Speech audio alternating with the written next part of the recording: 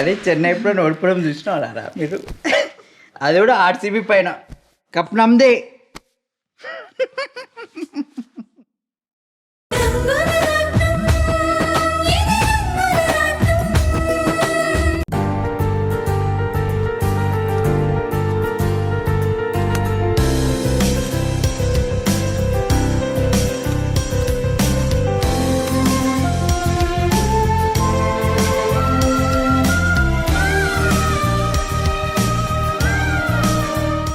కావేరి, మన ఇంటి భోజనానికి అందరూ అభిమానులుగా మారిపోతున్నారు.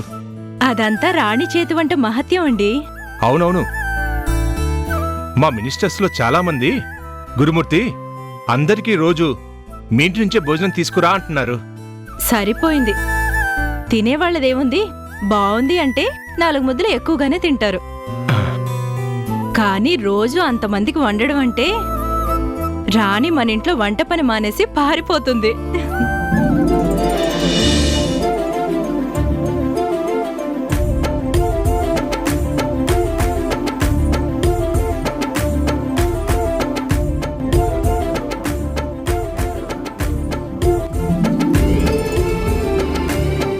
ఏమండి, రాణి మీ సహాయం కోరింది. దానికి నన్నెందుకు అడగటం? తనకెంత డబ్బులు కావాలంటే అంత ఇవ్వు. తన కష్టానికి తగినంత కాకుండా 10 రూపాయలు ఎక్కువిచ్చినా రాణి తీసుకోదండి. తనడిగింది ఆర్థిక సహాయం కాదు. మరి తన చెల్లెలు కనిపించట్లేదంట. పోలీస్ కంప్లైంట్ ఇచ్చినా ఏమీ పట్టించుకోవట్లేదంట. అందుకే మీరొక మాట చెప్తే పనవుతుంది అని అంటుంది. అవునా? రాణిని పిలు. రాణి, హా, ఒకసారి ఇలా రామ్మా.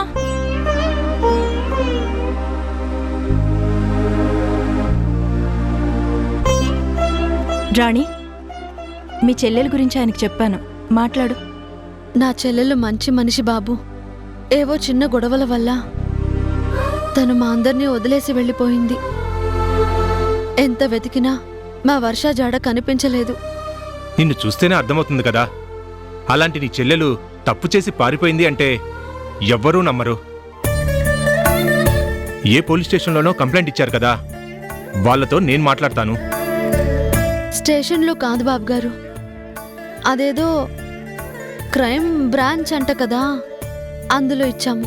అక్కడ కంప్లైంట్ ఇచ్చారా? అవును బాబు గారు. సరే రాణి, క్రైమ్ బ్రాంచ్ సీఏతో నేను మాట్లాడతాను. నీ మాటను పట్టించుకోకపోయినా నేను చెప్తే పరుగులు పెడతారు. మీరా సహాయం చేస్తే మీకు జన్మంతా రుణపడి ఉంటాను. అమ్మలా రుచిగా వండి పెడుతున్నావు కదా, అది చాలు. మీ చెల్లెల పేరేంటి? వర్ష బాబు గారు. సరే, ఈరోజే మాట్లాడతాను.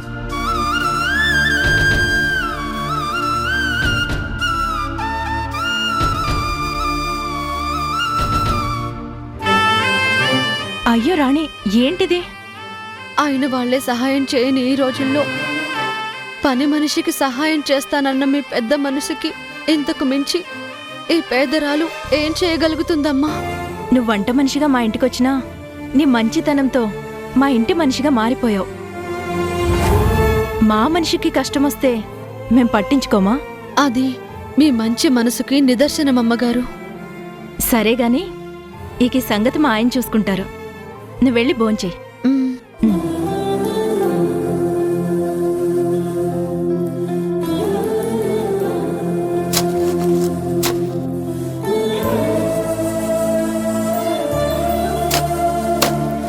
మల్లేశన్నా, అన్నం తిందు గాని రా.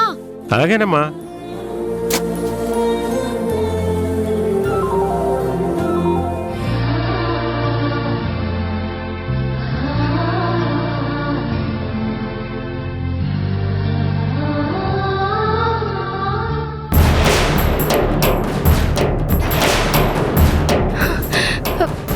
నా చైన్.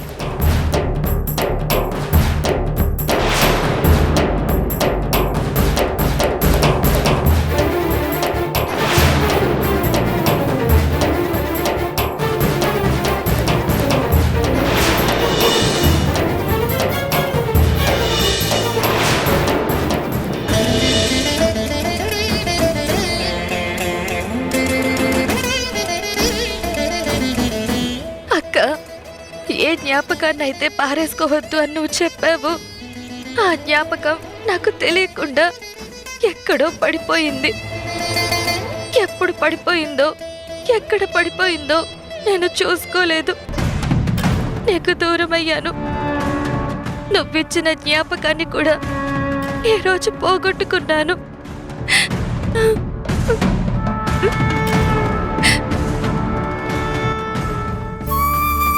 ఫ్రెండు, ఎందుకు ఏడుస్తున్నావు? ఏం లేదమ్మా. ఏమీ లేకపోతే ఎందుకు ఏడుస్తున్నావు? నాకు చెప్పు. నా మెడలో ఒక చైన్ ఉండేది. ఎప్పుడూ నాతోనే ఉండాలని మా అమ్మ నాతో చెప్పింది. ఇప్పుడు ఆ చైన్ పోయింది. ఎక్కడ పోయిందో తెలీదు. ఓ, అంతేనా?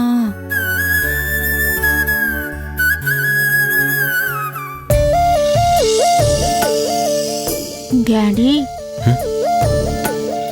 ఏంటమ్మా? మా ఫ్రెండ్ తన గొలుసు పారేసుకుందంట. పాపం చాలా బాధపడుతుంది. అవునా? ఎక్కడ పడిపోయిందో చూసుకుందా? ఎక్కడ పడిపోయిందో తెలిస్తే ఎందుకు ఏడుస్తుంది డాడీ? తెలియదు కాబట్టే గొలుసు పోయిందని ఏడుస్తుంది. మెడలో ఉండాల్సిన గొలుసు పోతే బాధపడుతుంది కదమ్మా. మనమేం చేస్తాం చెప్పు? అలా అంటే ఎలా తెలుసమ్మా? ఫ్రెండ్ మన ఇంటికి వచ్చాక మనమంతా ఎంత హ్యాపీగా ఉన్నాం. మరి అలాంటి ఫ్రెండ్ బాధపడొచ్చా?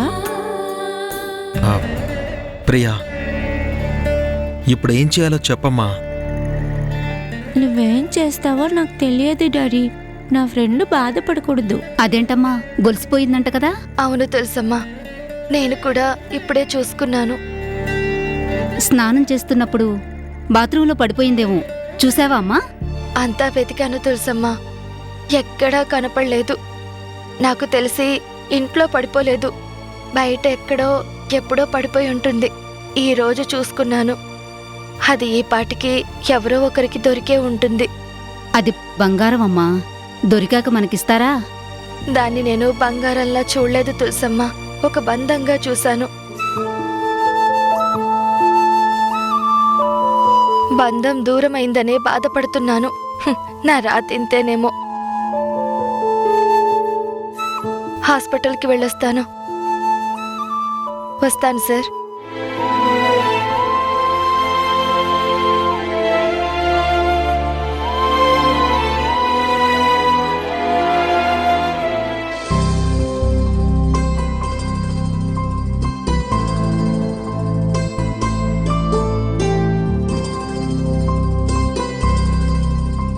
సూర్యం గారు, ఒక్కసారి ఈ పేపర్లో మ్యాటర్ ఏముందో చదవండి.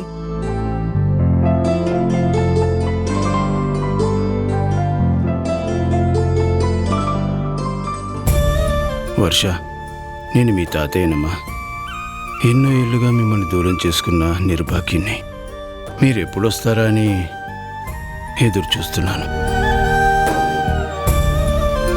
నీ గొలుసు నాకు దొరికిందమ్మా. ఇది నేనే చిన్నప్పుడు నీ మెళ్ళో వేశాను.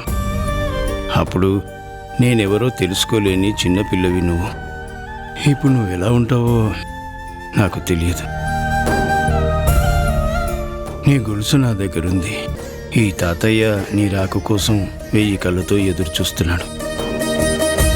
ఈ ప్రకటన విన్న వెంటనే నువ్వు నాకు ఫోన్ చేయమ్మా. నువ్వెక్కడున్నా నేనే వచ్చి కలుస్తాను.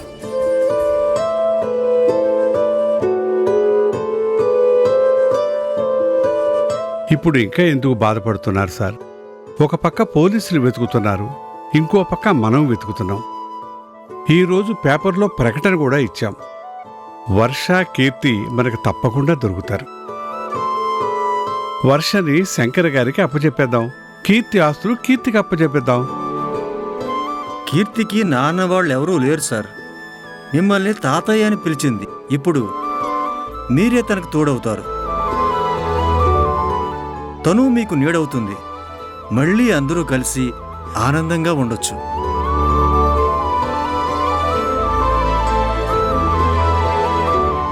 అమ్మ వర్ష, నువ్వు ఈ పేపర్ చూడగానే ఈ తాతయ్యకు ఫోన్ చేయమ్మా. నువ్వెక్కడున్నా నేనే వచ్చి కలుస్తాను.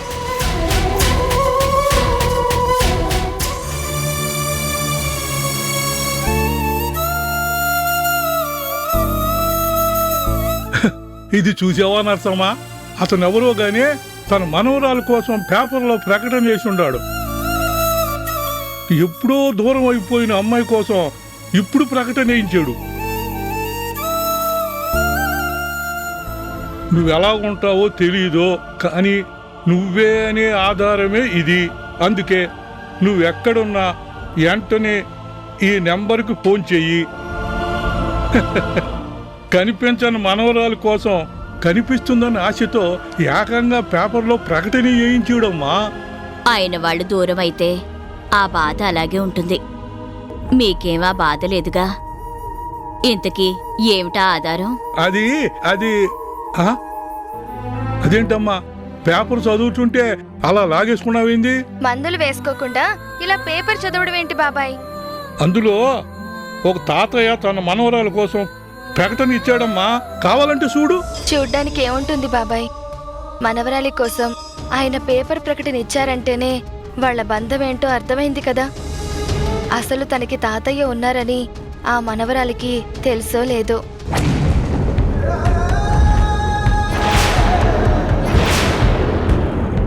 నువ్వు అన్నది నిజమేనమ్మా. పిల్లల్ని చూడాలని, వాళ్ళతో మాట్లాడాలని, వాళ్ళ మనసారా పలకరిస్తే వినాలని తల్లిదండ్రులు తాతలు కోరుకుంటారమ్మా. కానీ పిల్లలకు మాత్రం ఆ ఆలోచనే ఉండదు. మా ఆవేదన పట్టదు. ఏంటి బాబాయ్, మీ పిల్లలు గుర్తొచ్చారా? మర్చిపోతేనే కదమ్మా గుర్తు రాకపోవటానికే. అలాని నా కొడుకు కోడలు చెడ్డవాళ్ళు కాదమ్మా. అందుకే ఇంత డబ్బు పోసి ట్రీట్మెంట్లు ఇప్పిస్తున్నారు. నాకు కావలసినవన్నీ ఇస్తారు, ఒక్క ఆత్మీయత తప్ప. అదేంటి అలా అంటావు?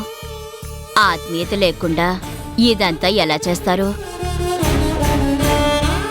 నాకు కావలసింది వాళ్ళు నా మీద పెట్టే ఖర్చు కాదు, నాన్న ఎలా ఉన్నావు అనే ఆత్మీయత పలకరింపు. వారానికి ఒక్కసారైనా వాళ్ళు నా దగ్గరకు వచ్చి ఓ గంట మనసారా మాట్లాడితే చాలు. నాతో కలిసి భోజనం చేస్తే చాలు. అవి పచ్చడి మెతుకులైనా పంచభక్ష పరవాన్నాల్లో ఉంటాయి. కానీ వాళ్ళ పని చెయ్యరు. నాన్న బాగా చదివించారు, అందుకే మనం బాగా సంపాదిస్తున్నాం, ఆయనకి కావలసినవన్నీ ఇస్తున్నాము అని చెప్పుకుంటారు. పిల్లలు చిన్నవాళ్లుగా ఉన్నప్పుడు తల్లిదండ్రులు చేయి పట్టుకుని నడిపిస్తారు. వాళ్ళ మాటలతో ప్రపంచంలో ఎలా బ్రతకాలో నేర్పిస్తారు. వాళ్ళ కళ్ళతో లోకాన్ని చూపిస్తారు. కానీ పిల్లలు పెద్దవాళ్ళు అయ్యాక వాళ్ళకంటే పెద్దవాళ్ళైన తల్లిదండ్రుల్ని వదిలేస్తారు. దూరంగా వెళ్ళి డబ్బు సంపాదిస్తే తన సంపాదన తల్లిదండ్రులకు పంపిస్తే సరిపోతుందిలే అని అనుకుంటారు. పిల్లలే ప్రపంచంగా బ్రతికే తల్లిదండ్రులకి కావలసింది హంగులు కాదమ్మా, ఆత్మీయత. ఉండాల్సింది అనుబంధాలు గాని ఆడంబరాలు కాదు. నాన్న అనే పలకరింపు లేనప్పుడు ఎంత వైద్యం చేసినా నాకు తగ్గదమ్మా. ఎందుకంటే ఇది వ్యాధి కాదు, దీనికి మందు లేదు.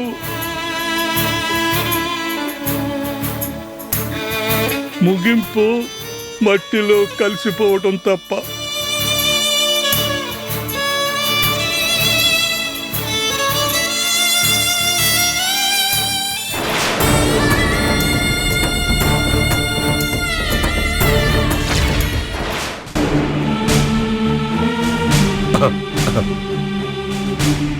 బాబు, పెద్దవాడిని చాలాసేపటి నుంచి ఉన్నాను, నిలబడలేకపోతున్నాను బాబు.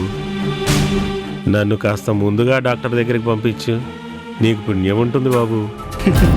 ఇక్కడ పుణ్యంతో పనులవో పెద్దాయనా. 100 కొట్టు, అందరికంటే ముందు నిన్నే పంపిస్తా. సరే బాబు.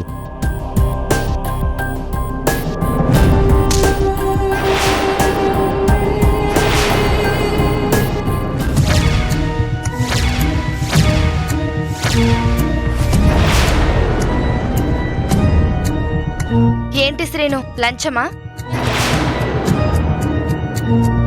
అది అది చూడు శ్రీను, వైద్యం అంటేనే సేవ. అందుకే కళ్యాణ్ సార్ పేదవాళ్ళకి ఇక్కడ ఫ్రీగా ట్రీట్మెంట్ చేసి సేవ చేస్తున్నారు. కానీ నీలాంటి వాళ్ళు పేదవాళ్ళని ఇలా పీక్కుని తింటూ ఉంటే వాళ్ళకి ఎంత బాధ. కళ్యాణ్ గారికి ఎంత చెడ్డ పేరు. ఈ విషయం ఒక్కసారి ఆలోచించావా? ఇంకా వాడితో మాట్లాడండి సీత. ఇలాంటి ఈడియట్స్ నా హాస్పిటల్లో ఉండకూడదు. Get out, get out. Sorry sir, తప్పైపోయింది. ఈ ఒక్కసారికి క్షమించండి సార్. ఉన్న పలంగా మీరు నన్ను ఉద్యోగం నుంచి తీసేస్తే కుటుంబం రోడ్డు మీద పడుతుంది సార్. నీకు మరో అవకాశం ఇవ్వడం అంటే మళ్ళీ తప్పు చేయడానికి అవకాశం ఇచ్చినట్టే.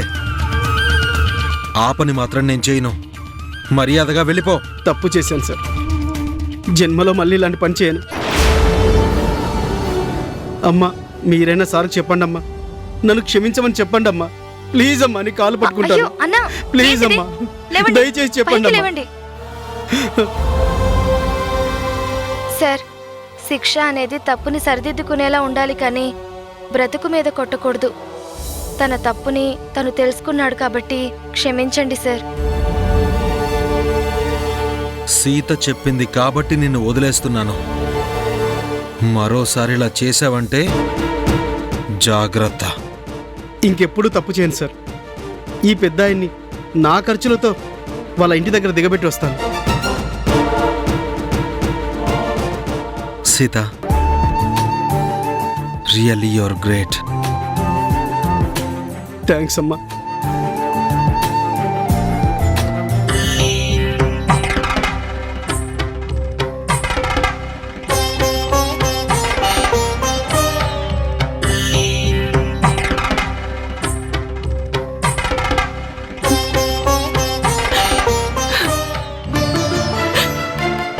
వదినా, కాఫీ తీసుకో. నీకెందుకు వదినా శ్రమ? మీకు సేవ చేయటంలో నాకు సంతృప్తే ఉంటుంది కానీ శ్రమ ఉండదు. సేవ చేయటానికి నువ్వేం పని మనిషివి కాదు, మా మనిషివి. నన్ను అలా అభిమానించటం నీ మంచి మనసుకే నిదర్శనం వదినా. ముందు కాఫీ తాగు, చల్లారిపోతుంది. ఉమ్.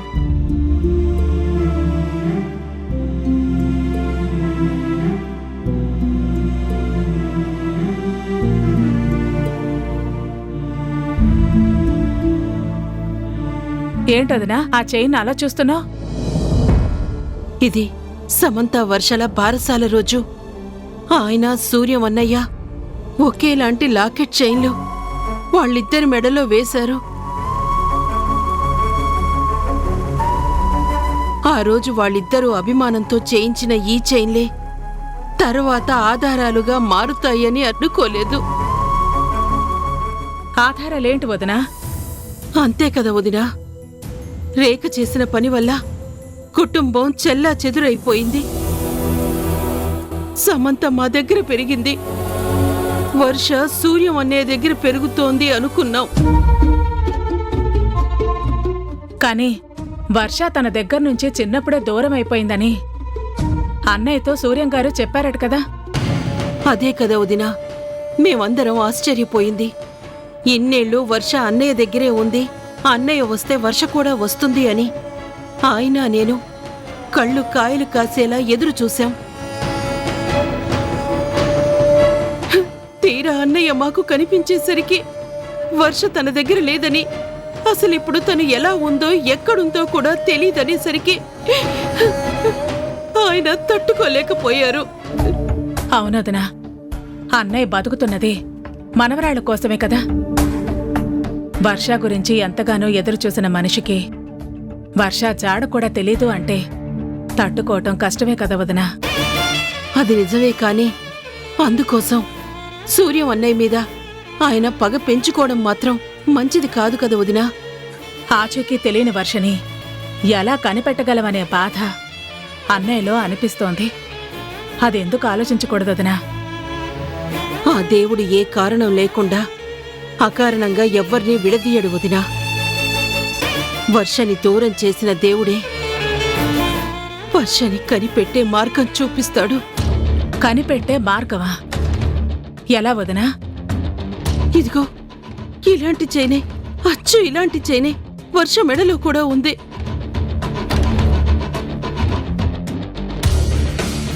అదే ఆధారంగా వర్ష దొరికేలా చేస్తుందనే నమ్మకం నాకుంది. మంచిదొదినా.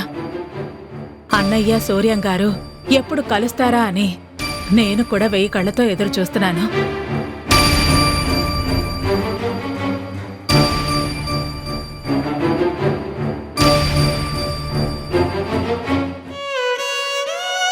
అమ్మ వర్ష,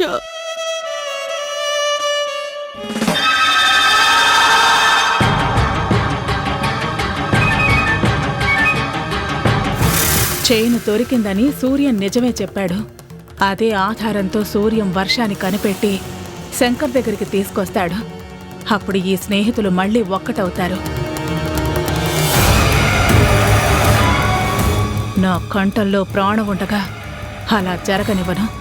శంకర్ సూర్యంలని కలవనివ్వను. సార్కి అమ్మా. కాఫీ తీసుకోండి బాబుగారు. నువ్వు ఇక్కడున్నావేంటి? మా కడుపు నిండాలంటే ఇలా వంటలు చేసుకుని బతకాలి కదా బాబుగారు. నీకు నీ చెల్లెలికి పెద్దవాళ్ళని ఎలా పట్టుకోవాలో బాగా తెలుసు. మీ మాటల్లో అర్థాన్ని అర్థం చేసుకోలేనంత అమాయకురాలనేం కాదులేండి బాబుగారు. మేము కష్టాన్ని నమ్ముకుని బతుకుతాం కానీ ఒళ్ళు అమ్ముకుని బతకం బాబుగారు. జనరల్గా నేను అనుకుంటా కదరా, అంటే మైండ్కి ఏమైనా క్రియేటివ్ థాట్స్ వస్తాయి కదా, అవి ఇట్లా అనుకుంటా అట్లా జరిగిపోతారా? అది అలా జరిగిపోతుంది అంతే కాదురా. అది అయ్యేంత వరకు నువ్వు జనాల్ని కాబట్టి జరుగుతుంది.